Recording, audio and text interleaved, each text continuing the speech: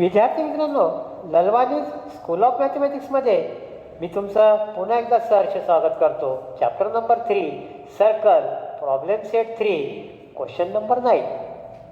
आणि सर्कलचे प्रॉब्लेम कोणतेही असतात, आपल्याला खूप शांततेनं विचार करून उदाहरणं सोडवावे लागतात. And friends, very important part is what is given in the problem. So open your book, page number 86, question number 9. I will read and write down which are the important points given in the problem. In figure, line L, this is line L, this is line L, touches the circle at point P, center is O. Okay, एकाच पॉईंटमध्ये touch करतोय means line L is tangent. Line L is tangent. तुम्हाला जर वाटलं तर कारण लिहा, by definition of tangent, because it touches in only point P, so it is tangent. आणि टँजंट म्हटलं की आपल्याला पी टीचा पिरियड आठवला पाहिजे. If it is tangent then it is perpendicular to radius. Write down tangent L perpendicular to radius O P. Which theorem? Tangent theorem. Tangent theorem. Tangent theorem. If it is tangent, then it is perpendicular to radius. If it is perpendicular, then it is tangent. Okay, पुढे जाऊ. So measure of angle OPT equal to 90 degree. So it is perpendicular. इथं आपण कशा sign करणार आहोत? परपेंडिक्युलरचं. Now what is given next? Q is the midpoint of radius OP. This is radius OP. Radius OP equal to R. R centimetre दिलं का पहा मित्रांनो, पाहू पुढं असलं तर लिहू, नाहीतर तसंच ठेवू. Q is the midpoint of radius OP. Q is the midpoint of radius OP. मित्रांनो, समजा रेडियस 6 सेंटीमीटर असेल, सांगा हे किती? 6/2 म्हणजे किती येईल? 3. हे सुद्धा किती? 6/2 म्हणजे 3 येईल, because Q is the mid point. पण मित्रांनो, आपल्याला 6 माहीत नाही. 6 आपण मनानं घेतलं, आपल्याला काय माहिती आहे? आर. सो R/2 R/2 ठेवून टाका. So O Q equal to QP equal to R/2. कारण लिहा, Q is mid point. Q is midpoint of OP. Q is midpoint of OP. पुढं काय दिलं पहा मित्रांनो, chord RS line L. Chord RS parallel to line L. Chord RS. This is chord RS parallel to line L. आणि मित्रांनो, parallel म्हटलं की आपल्याला अमेरिकेची एजन्सी आठवली पाहिजे, CIA. If the lines are parallel, सांगा. Number 1, corresponding angles are congruent. If the lines are parallel. Number 2, interior angles are congruent. No, supplementary addition 180. And third, if the lines are parallel, alternate angles are congruent. Now this is 90 degree, so this is also 90 degree. Because both lines are parallel, above the line, which type of angles? Corresponding angle. So measure of angle OQR congruent to measure of angle. किंवा direct तुम्ही congruent लिहिलं तरी चालतं, major नाही लिहिलं तरी चालतं. QP इथे एक पॉईंट घेऊन टाकू आपण. कोणता घ्यायचा इथं सांगा? M घेऊन टाकू. OPM equal to 90 degree. कोणती टेस्ट सांगा मित्रांनो? Corresponding angle test. मित्रांनो, या पॅरलल विषयी मी पार्ट नंबर 2 मध्ये प्रॉब्लेम सेट 3 पार्ट नंबर 2 याच्यामध्ये बऱ्यापैकी विश्लेषण केलेलं आहे, तुम्ही अवश्य पहा. Now this is 90. Now what is to find out? If RS equal to 12, RS equal to 12 given, then find the radius of circle. Find R is equal to what. मित्रांनो, circle ह्याच्यातल्या प्रॉब्लेम्समध्ये एक उल्लेखनीय गोष्ट अशी आहे, तुम्ही कोणताही प्रॉब्लेम पहा, एक तर फिगर मोठी असते, डिस्क्रिप्शन मोठं असतं आणि अर्धं टेन्शन आपल्याला ते डिस्क्रिप्शन इतका मोठा प्रॉब्लेम पाहूनच येतो. आणि म्हणून डोकं शांत ठेवून दिलेली माहिती, टँजंट म्हटलं लगेच टँजंट थेरम वापरून टाका, 90 दाखवून द्या. रेडियस कोणती आहे, आर आहे, त्याचा हाफ करून टाका कारण क्यू हा मिड पॉईंट आहे. पुढं पॅरलल म्हटलं की लगेच याला करस्पॉन्डिंग अँगल दाखवून 90 डिग्री दाखवून द्या. क्लिक झालं पाहिजे मित्रांनो. प्रत्येक दिलेल्या माहितीला आपल्याला क्लिक झालं पाहिजे की याच्याशी रिलेटेड थेरम कोणते आहे. No what is my target. My target is R upon two हे आपल्याला माहिती आहे. My target is to find out the R. Now I join O R and O R is the radius, so it is also R. O R equal to R radius. पुन्हा तुमच्यासाठी प्रश्न आहे, Y it is radius. सांगा मित्रांनो, write down in your notebook why it is radius. बाजूला मार्जिनमध्ये लिहा आणि प्रॉब्लेम संपल्यावर रेडियसची डेफिनेशन अवश्य लिहा.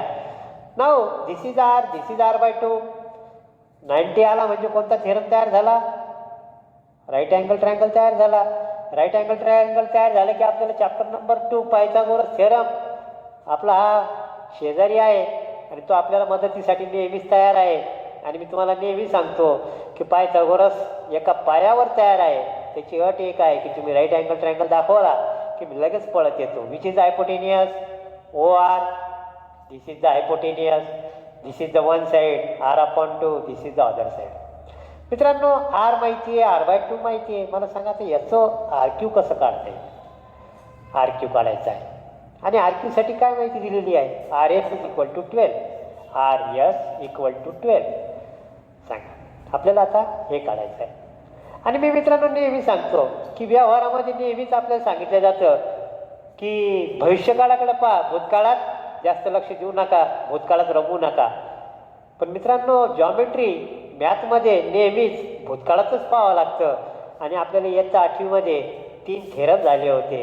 त्याच्यातल्या एका थेरमचा आता आपल्याला इथं उपयोग करावा लागेल. This is the centre of the circle, this is the chord R S, and if draw perpendicular then it bisect the chord. Perpendicular drawn from the center of the circle to the chord bisect the chord. बाजूला figure काढून घ्या, तर वरती काढा, आपल्या वहीच्या वरती रिकामा भाग आहे तिथं काढा. Perpendicular drawn from the center of the circle to the chord bisect the chord. If bisect the chord then it is perpendicular, त्याचा converse. If perpendicular then bisect the chord. मित्रांनो, परपेंडिक्युलर आहे म्हणजे बायसेक्ट द कॉर्ड येईल. म्हणजे काय होईल, if it is 12, it is 6, it is also 6. तर मित्रांनो, कोणतं थेरम कुठं कामाला येईल हे आपल्याला सांगता येत नाही. आणि मग आता आपण याचा वापर इथं करू. चला काय लिहिणार सांगा मित्रांनो, R Q is equal to half of R S. आणि कारण लिहा, perpendicular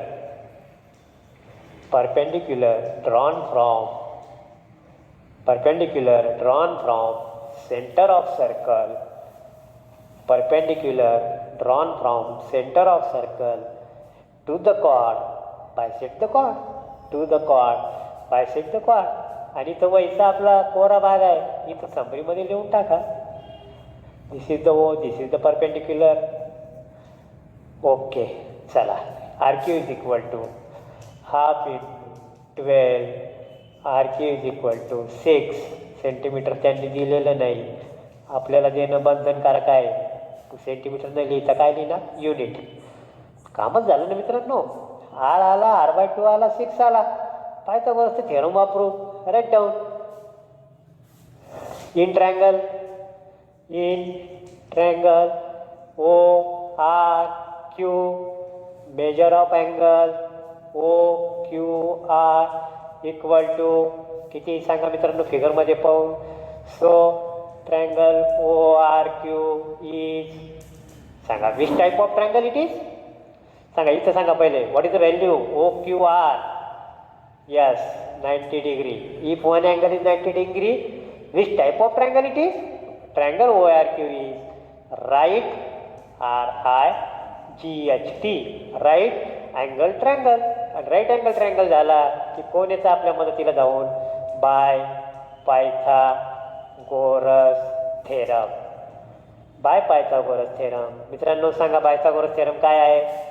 हायपोस्क्वेअर is equal to, hypo square is equal to one side square plus other side square.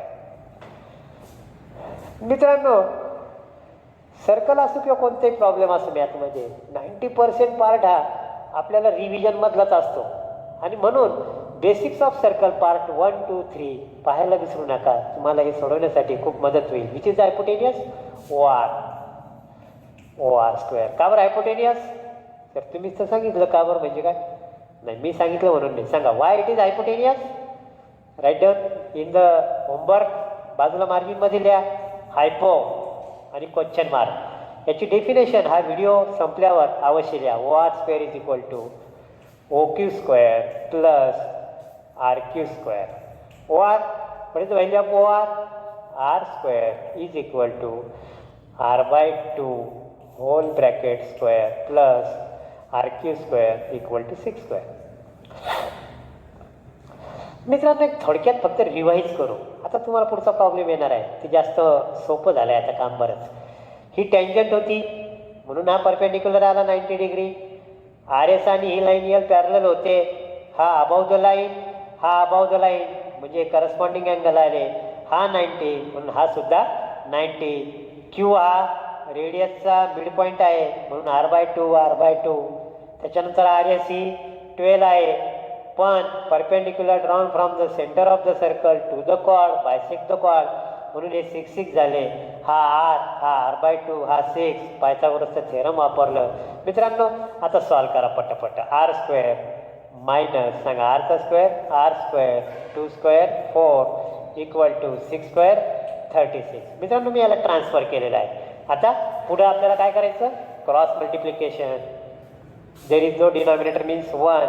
Here is denominator is 4. Denominator is not same, so cross multiplication. 4 into R square, 4R square minus R square into 1, R square upon 4 equal to 36. चला मित्रांनो solve करा पटापट. 3R square is equal to 36 into 4. R square is equal to 36 into 4 divided by 3. R square is equal to करा मित्रांनो किती आला? 36. 3 1 जा 3, 12 3 जा 36, 12 into 4 or R square is equal to 3 into 12 चे मी डिवायडेशन फॅक्टर्स पाडतो. 3 4 जा 12 म्हणजे 4 4 डबल झालं. 4 4 जा 16 आणि 16चं स्क्वेअर रूट आपल्याला पुढे काढावं लागणार आहे. Right down taking square root on both side. Taking square root on both side. R is equal to 3चं स्क्वेअर रूट काढता येत नाही. Square root of 3. 4 into 4 म्हणजे 16 आणि 16चं square root 4. R is equal to 4 square root of 3 unit. R is equal to 4 square root of 3 unit. या प्रकारे मित्रांनो फक्त एंड करायचं आहे आपल्याला, कारण एंड लिहिण्याला फार महत्त्व आहे. What is their expectation? त्यांना काय आवश्यक आहे? Find the radius of the circle. So लिहून टाका radius of circle is equal to 4√3 unit. आणि याला फ्रेम करा. मित्रांनो ह्या हायलाईट करायला विसरू नका. या प्रकारे मित्रांनो क्वेश्चन नंबर 9 आपण सॉल्व केलेला आहे. मित्रांनो क्वेश्चन वाचता वाचता दिलेली माहिती लिहा आणि दिलेली माहिती फिगरमध्ये दाखवा. टँजंट म्हटलं की लगेच आपल्याला हे थेरम आठवला पाहिजे. पॅरलल म्हटलं की CIA आठवलं पाहिजे. आलं लक्षात मित्रांनो? आणि राईट अँगल ट्रायंगल म्हटलं की कोण आपल्या मदतीने धावून येणार आहे? पायथागोरस. इथं मित्रांनो काही विद्यार्थी डायरेक्ट करतात. पहा तुम्हाला एक आणखी सांगतो, पायथागोरसचं थेरम वापरताना काय करतात काही विद्यार्थी. आपण काय केलं की आपल्याला R शोधायचा आहे आणि त्याच्यामुळे आपण डायरेक्ट जरी केलं असतं की RQ square is equal to OR square minus OQ square. OR square किती आहे सांगा? R square minus O Q square किती आहे r/2 होल ब्रॅकेट स्क्वेअर आणि इथं 6 स्क्वेअर असं बी केलं असतं तर काही फरक पडला नसता. मित्रांनो मॅथमध्ये एखादा प्रॉब्लेम सोडवण्यासाठी विविध प्रकारच्या पद्धती असू शकतात. पद्धती किती वापरा कोणत्याही वापरा फक्त they are related to the theorems properties of geometry. तर मित्रांनो प्रॅक्टिस केली म्हणजे हे उदाहरण तुम्हाला बऱ्यापैकी सोपं जाईल. Be ready students. Question number 10. नेहमीच्या पद्धतीप्रमाणे फिगर तुम्ही सुद्धा काढली असेल मी सुद्धा काढलेली आहे. मित्रांनो क्वेश्चन वाचू शांततेनं दिलेली माहिती फिगरमध्ये दाखवू जे महत्त्वाचं वाटलं ते लिहित चालू. Now I am going to read the problem in figure 3.90. मित्रांनो फिगर नंबर वाचायची गरज नाही मलाही सवय पडली स्टुडंटप्रमाणे.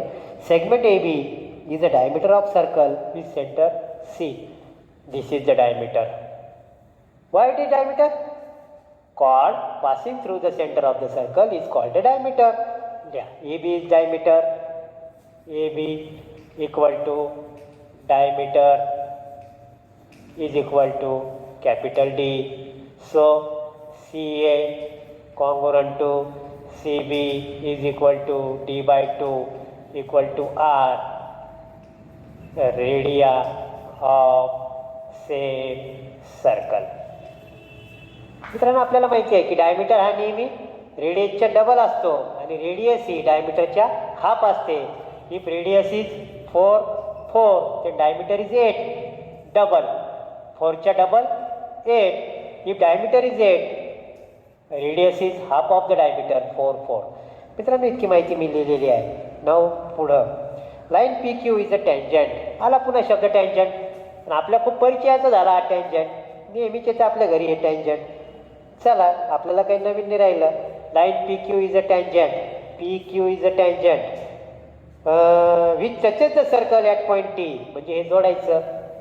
चला टँजंट म्हटलं की पी टीचा प्रेड टी पी. टँजंट म्हटलं की परपेंडिक्युलर. लिहा टँजंट काय नाव दिलं त्यांना P Q perpendicular to radius C T. कोणतं थेरम? Tangent theorem. आणि इथं लगेच कितीचा अँगल दाखवणार मी 90चा. चला मागच्या उदाहरणात हेच होतं. Segment A P perpendicular to line P Q. Segment A P perpendicular to line P Q. A P perpendicular to line P Q. मित्रांनो इथं परपेंडिक्युलर दाखवलेलं होतं आपण दाखवायचं राहिलं आता दाखवून देऊ. आणि B Q perpendicular to line P Q म्हणजे इथं सुद्धा काय आहे परपेंडिक्युलर. प्रूव्ह द्या.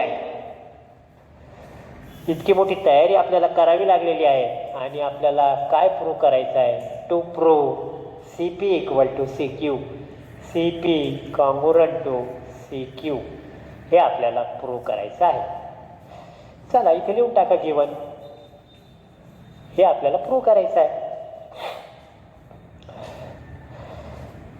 फिगरकडे एकदा पाहायचं आहे आणि काय काय करता येईल त्याचा विचार करायचा आहे. मित्रांनो हे 4 काढून टाकतो समजण्यासाठी होतं. मला एक सांगा what is the value of C T now? R.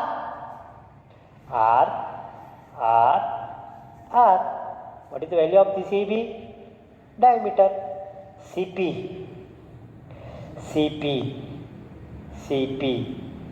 आणि सी क्यू सध्या जोडत नाही मी थोडंसं नंतर जोडू त्याला. आणि ह्या आपल्याला परपेंडिक्युलर कॉन्ग्रुएंट दाखवायचे आहे. मित्रांनो एक गोष्ट दिसते पहा की हा एक रोड आहे पी क्यू नावाचा. याच्यावर ए पी 3 खांबा आहेत सी टी आणि डी क्यू. आणि हे तिन्ही खांब एकदम सरळ उभे आहेत परपेंडिक्युलर आहेत. दिस इज द 90. हा 90 आहे म्हणून हा सुद्धा 90. Angles in linear pair. Above the line 90 above the line 90 above the line 90 above the line above the line. म्हणजे कोणते अँगल? Corresponding angle. 3 टाईपचे काय अँगल आहे? Corresponding angle, interior angle, alternate angle. These are the corresponding angle. A P C T B Q 90 90 90. मित्रांनो इकडं 90 असणार इकडं 90 असणारच आहे. Angles in linear pair 180. above the line 90, above the line 90, above the line 90. So all the lines are parallel. By which test? Corresponding angle test. आणि इथं आणखी एक लिहून टाका, CT perpendicular to PQ, CT perpendicular to PQ. याला number 1 द्या. from 1 by corresponding angle test, corresponding angle test, corresponding angle test, corresponding angle test. AP parallel to CT parallel to BQ. याला number 2 देऊन ठेवू, म्हणजे आपल्या पुढं कामाला येणार आहे. आपल्याला हे फिगर पाहिली की क्लिक झालं पाहिजे की पॅरलल आहेत का, परपेंडिक्युलर आहे का, टँजंट याचा काय फायदा होईल. चला इथपर्यंत आलं आहे मित्रांनो, दे आर पॅरलल. आता काय झालं, पुन्हा हे 3 खांब, फिगर उगाच पुसली आपण. 3 खांब होते, 1 2 3. इथं काय होता, PT Q. इथं काय होता, AC B. आणि हा डायमीटर होता R. मित्रांनो ह्या 3 रेषा पॅरलल झाल्या, ही झाली ट्रान्सव्हर्सल, ही सुद्धा एक ट्रान्सव्हर्सल झाली. आणि 3 लाईन्स आणि ट्रान्सव्हर्सल म्हणजे याचे इंटरसेप्ट हे सेम होतात. AC/CB is equal to PT/TQ. इयत्ता 8वी किंवा आता इयत्ता 10वीमध्ये सुद्धा आहे. सो 3 लाईन्स लिहा मित्रांनो, 3 लाईन्स आर पॅरलल अँड सांगा पहिली ट्रान्सव्हर्सल कोणती, AB and PQ are transversal. AB and PQ are transversal. So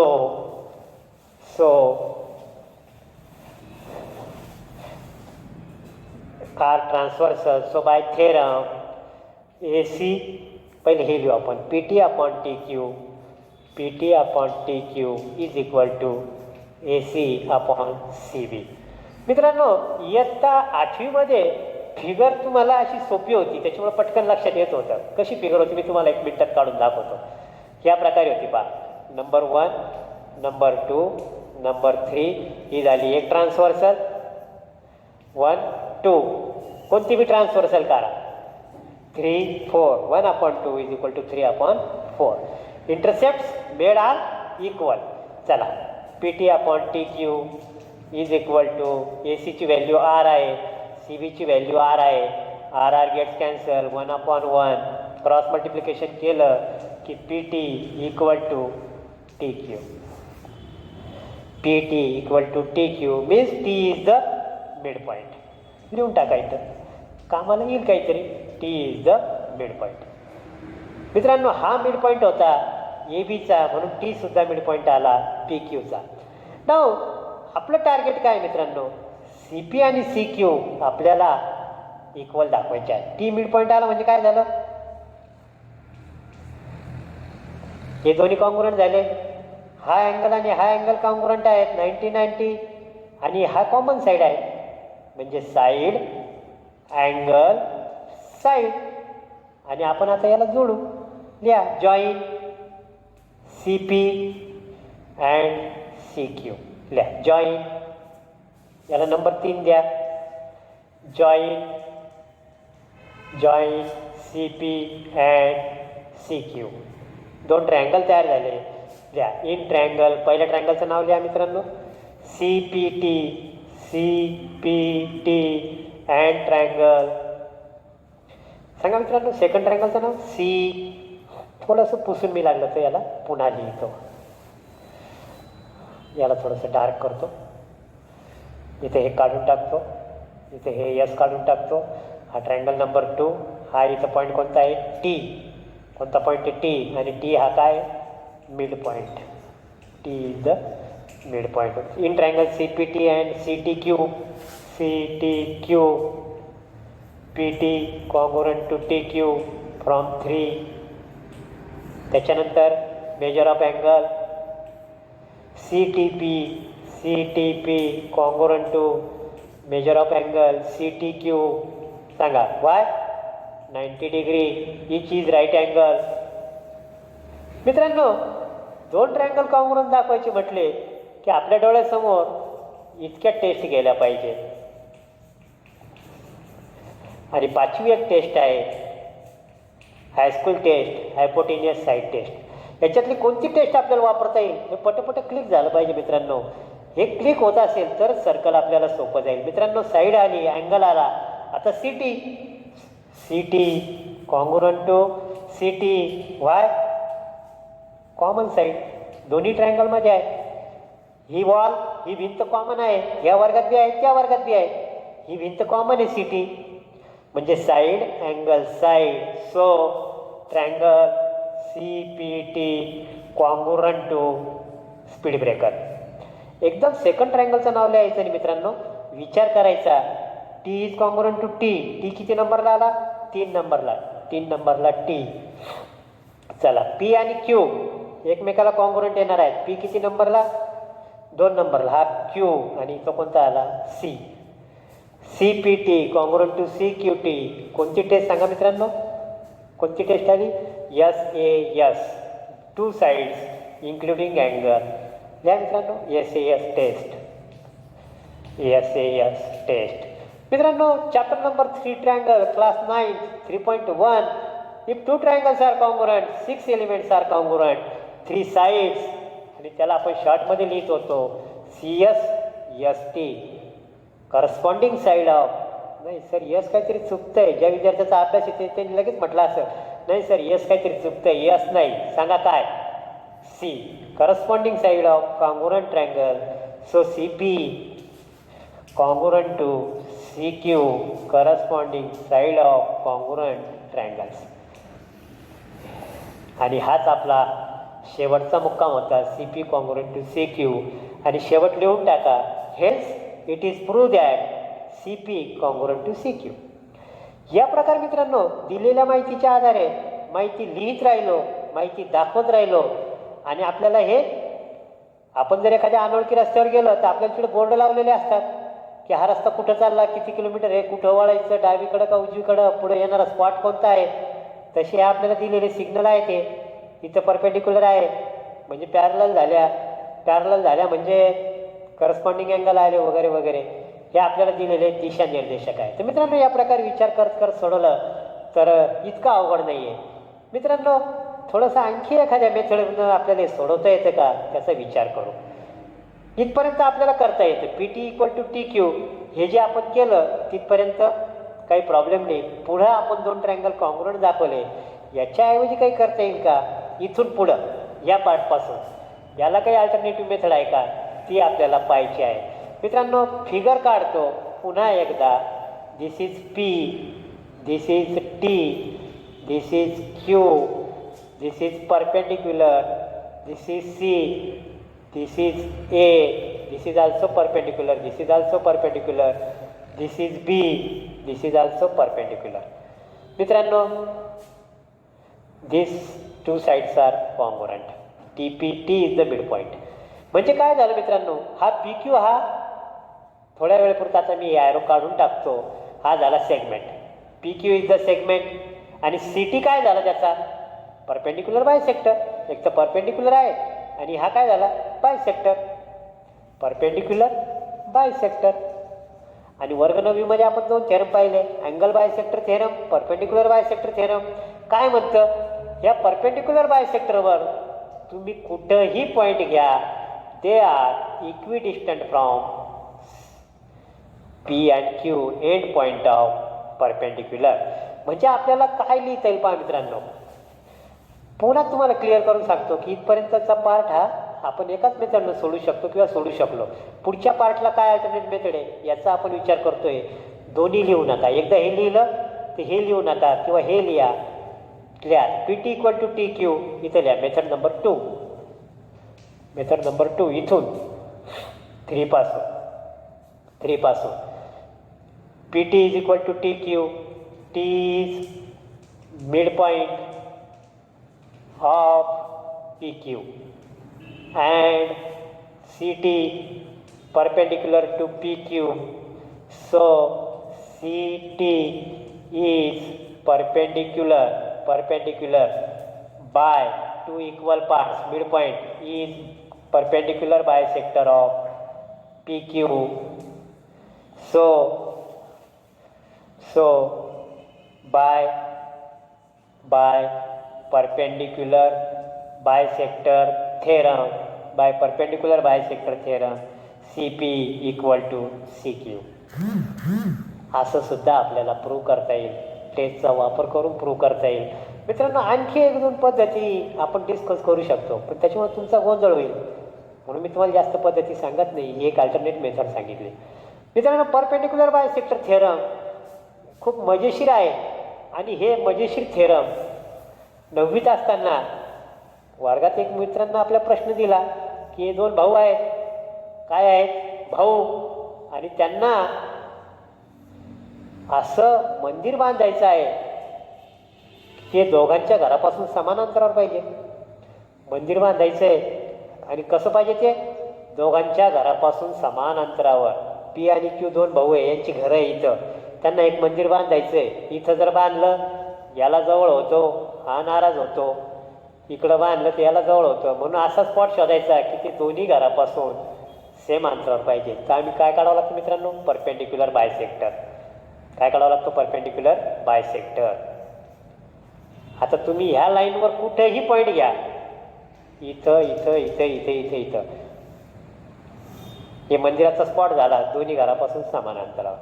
मित्रांनो, या प्रकारे इंटरेस्टिंग मेथडनं जर आपण जॉमेट्रीचा अभ्यास करत राहिलो तर ते आपण विसरत नाही. त्याचा वापर आपल्याला पुढच्या इयत्तेमध्ये करता येतो.